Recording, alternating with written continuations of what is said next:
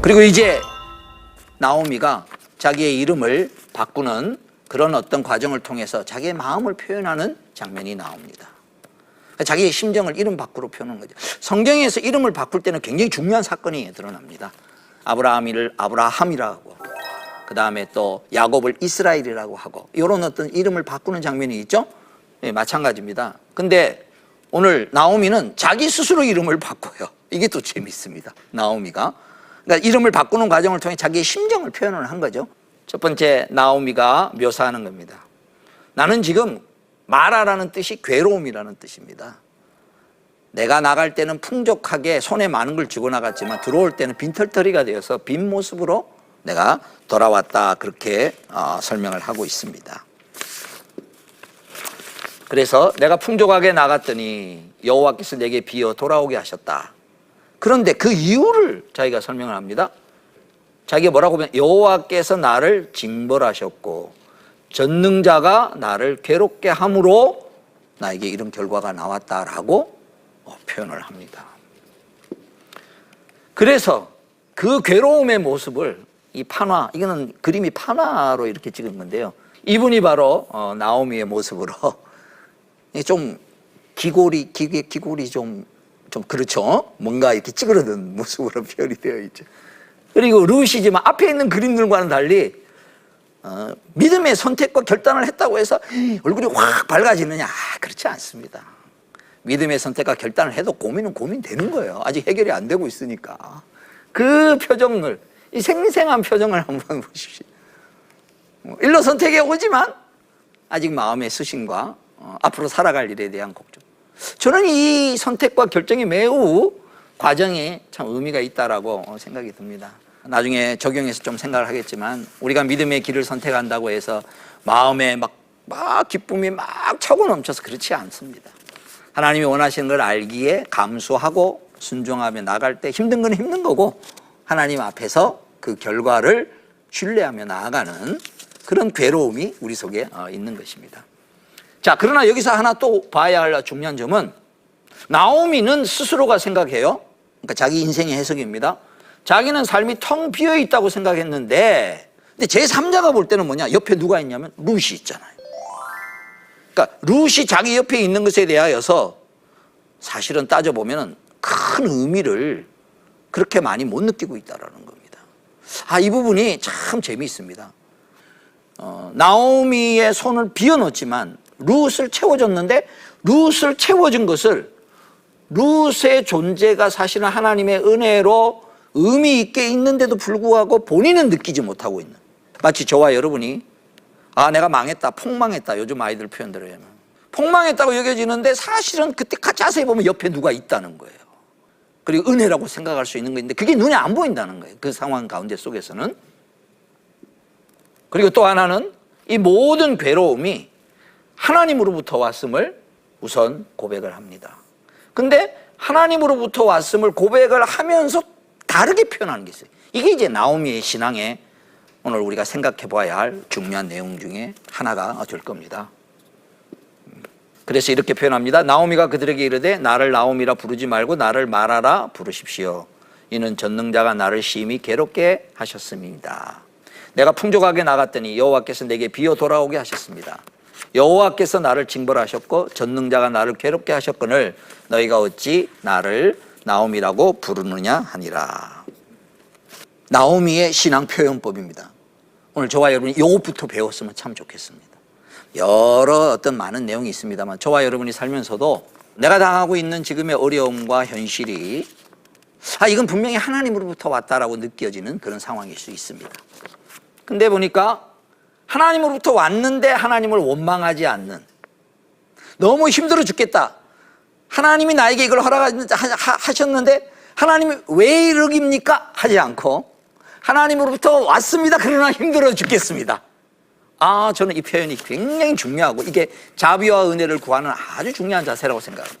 자신의 고통이 하나님으로부터 왔음을 고백을 하지만 하나님으로부터 왔다고 해서 그걸 하나님의 잘못으로 돌리지 않고, 그러니까 내게 일어나는 모든 일이 하나님의 감독 아래에 있음을 인정을 하고, 그러나 이런 상황 가운데 하나님을 원망하지 아니하는, 그러나 이 상황을 하나님이 섭리하시고 조정하실 것이다 라는 그런 마음을 표현하는 것입니다.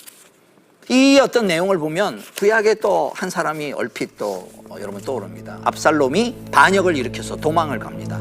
근데 마침 사울의 그 가족 중에 하나인 시므이가 나와서 막 죄를 뿌리면서 막 저주를 합니다. 그 저주하는 소리를 듣고 저 왕에게 저렇게 저주하는 저 사람을 내가 단칼에 가서 베겠습니다. 그러니까 다윗이 그때 또 중요한 말, 놔둬라. 하나님이 혹시 저 사람으로 나를 저주하게 했으면 어떻게 했냐. 더 나아가, 내가 이렇게 업신여김 당하는 것을 보시고 하나님이 혹 불쌍히 여겨주셔서라도 나에게 이 괴로움에서 구원해 주실 수 있지 않겠느냐. 저는 그런 생각합니다. 살다 보면 여러 가지 이유로 인하여서 바닥을 칠 때가 있습니다.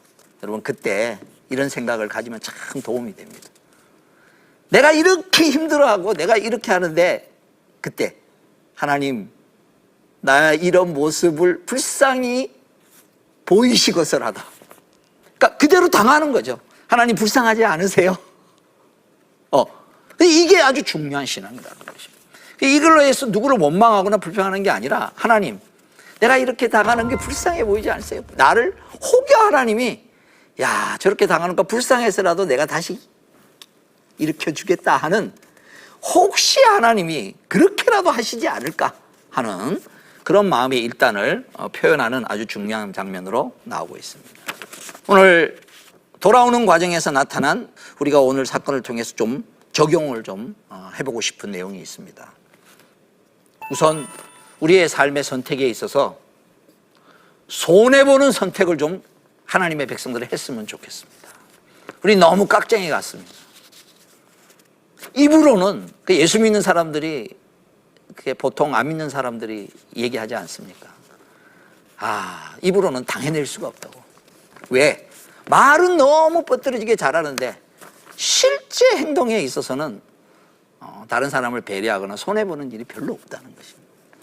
오늘 룻을 통해서 우리에게 보여주는 아주 중요한 삶은, 좀 내가 다른 사람의 유익을 위해서 내가 좀 손해보는 것을, 이것이 중요한 삶의 어떤 한 모습이 될 때 하나님의 은혜가 흘러갈 수 있는 출발이 될 수 있다는 것입니다. 룻이 뭐 깊은 신앙을 가졌다고 저는 생각하지 않습니다. 물론 다르게 생각하는 분들이 있겠습니다만은, 저는 룻이 그렇게 표현을 한 그런 어떤 중요한 그 이유는 딱 한 가지라고 생각을 합니다. 그 마음에 하나님의 은혜가 있었기 때문에. 하나님이 어떤 마음으로 어떻게 했을지 몰라도 그런 마음이 본인에게 든 것이, 그것 자체가 하나님의 특별한 은혜를 그에게 베푸셨다 라고밖에 설명을 할 수가 없습니다. 마치 기생 라합이 그렇게 선택을 하고 표현했을지 말입니다. 자, 그런 의미에 있어서 우리는 때로는 선택의 기로에 서 있을 때 내가 하나님을 생각하며 선택하는, 그래서 내가 동쪽으로 가는 배를 탈 것이냐 서쪽으로 가는 배를 탈 것이냐가 결정되는 아주 중요한 선택의 기로라고 했을 때, 그때 하나님 변수를 우리가 집어넣는 그런 필요가 있다는 거죠. 세 번째는, 내가 절망 가운데 텅 비어 있다고 느껴질 때, 그때 내 눈에 보이는 것만 보지 말고 내 눈에 안 보이는데 중요하게 하나님이 내 옆에 세워준 사람이 없는가, 여러분 꼭 보시기 바랍니다. 하나님의 자비는 항상 있습니다. 돌아보면 내 옆에 말없이 서 있는 사람이 있습니다. 나오미의 눈에는 아직 그게 보이지 않지만 하나님의 눈에는 나는 텅 비어서 빈손으로 옵니다라고 하는데 그 옆엔 룻이 같이 서 있었습니다. 오늘 저와 여러분이 하나님의 은혜 가운데 살아갈 수 있는 아주 중요한 것은, 당장의 상황이 변화되는 게 아니라 그 상황을 보는 내 눈이 바뀌어질 수 있는 것입니다. 내 눈이 열려서 하나님의 은혜가 이미 시작한 내용들을 내가 깨달을 때 내가 다르게 반응할 수 있는 감정과 내용을 가지게 될 것입니다. 마지막 적용할 수 있는 부분이, 나의 삶에 위기와 어려움이 있는데 그것에 대해서 반응하는 모습이 원망이나 불평으로 하지 않고 그냥 힘들다라고 얘기하시면 됩니다. 부부간의 관계도 마찬가지고 부모 자식 간의 관계도 마찬가지고, 우리는 종종 누구에게 그 탓을 돌려야 내 마음이 편안할 것 같은 그런 죄악된 습성이 우리 속에 있습니다. 최초의 아담과 하와가 에덴 동산에서 범죄했을 때 아담에게 왜 너 선악과를 따먹냐 했을 때 저 여자가 나에게 줘서 먹게 해서 더더군다나 하나님이 주신 저 여자, 그러니까 하나님까지 원망을 한 거죠. 제가 요새 중매를 열심히 하는데요, 우리 젊은이들만 보면 막 해주고 싶어서 견딜 수가 없는데 제가 꼭 얘기합니다. 야, 나중에 니네 싸우더라도 불평하지 마라. 좋을 때는 좋다 그래 놓고 둘이 싸울 때는 이거 중매 잘못 받아가지고, 우리의 마음 가운데 그렇게 나가려는 게 있습니다. 근데 오늘 이제 하나님을 믿고 신앙으로 표현하는 방법에 있어서 우리가 새롭게 오늘 하나 배웁시다. 그게 뭐냐? 힘들면 힘들다고 하십시오. 대신 원망은 하지 말고, 하나님 힘들어 죽겠어요. 하나님 이거 힘들어 죽겠어요. 부부간에도 마찬가지다. 여보 나 힘들어 죽겠어요. 그러나 당신 때문이야. 그 말은 하지 마시고, 그럴 때 거기에 새로운 하나님의 역사가 출발하는 아주 중요한 내용이 될 것입니다. 오늘 제3강은 약속의 땅으로 돌아옴의 내용을 우리가 봤는데, 다음 과에서는 약속의 땅으로 돌아와서 우연히도 보아스의 밭에 이삭을 죽게 되는 룻에 대한 이야기로 다음 주에 뵙도록 하겠습니다. 감사합니다.